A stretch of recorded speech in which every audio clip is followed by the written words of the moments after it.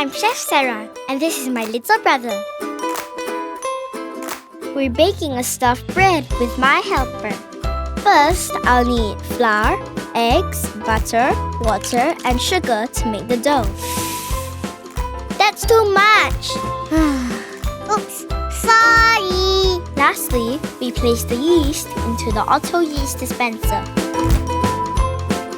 It can be a lot of hard work, but luckily, I've got my helper. Once the dough is formed, we take it out and spread it evenly. Now comes the fun part. We take the ham and cheese and spread it evenly on the dough. Then, we roll it up and place it back into the bread maker. This bread maker is so special because it has dual temperature sensors. Now that's a perfect looking stuffed bread.